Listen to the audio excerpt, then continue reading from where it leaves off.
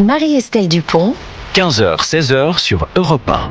Romain Desarbres. Bonjour à tous, bienvenue sur Europe 1 pour Et si on en parlait avec vous Marie-Estelle Dupont. Bonjour Marie-Estelle. Bonjour Romain. Votre regard de psychologue clinicienne sur l'actualité à retrouver chaque jour entre 15h et 16h et en podcast sur l'application Europe 1. Aujourd'hui Marie-Estelle, vous vouliez nous parler des addictions. Les addictions traditionnelles semblent reculer, mais en réalité cela cache une multiplication des pratiques addictives avec désormais des addictions à la chirurgie esthétique, à la pornographie, aux réseaux sociaux, on en a parlé.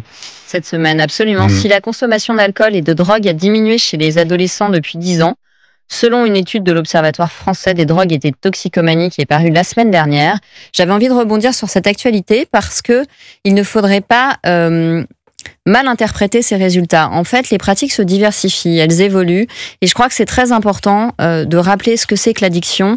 L'addiction n'est pas un choix. L'addiction, c'est une emprise, elle ne vise pas le plaisir. L'addiction est une mesure d'urgence perpétuellement reconduite qui devient une seconde nature. L'addiction n'est pas honteuse, elle est tyrannique. Elle est paradoxale, parce qu'elle est une tentative de survie par la destruction. Et en réalité, chers auditeurs d'Europe 1, je crois que c'est important de relier l'addiction à la société dans laquelle nous vivons et qui prône l'autonomie et l'absence de dépendance affective au point de faire de l'attachement un danger et de la fuite de soi un succès. Je crois qu'elle est à lire dans ce contexte d'une anthropologie matérialiste qui pousse l'individu à nier ses besoins autant que ses limites et à croire qu'il existe toujours un produit ou une conduite pour éteindre l'angoisse. L'addict cherche inconsciemment à s'affranchir de la contrainte du besoin et des limites, à mettre à distance une douleur interne impossible à élaborer et bascule précisément, par une ironie tragique, dans la dépendance complète. Alors, quels sont les ressorts de l'addiction ? À quelle mythologie renvoie-t-elle ?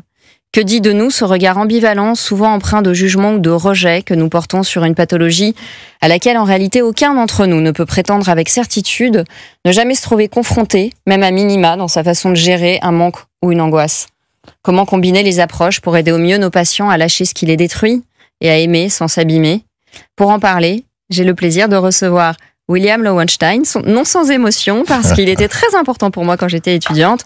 Vous êtes, cher professeur, notamment l'auteur de Tous addicts et après, point d'interrogation.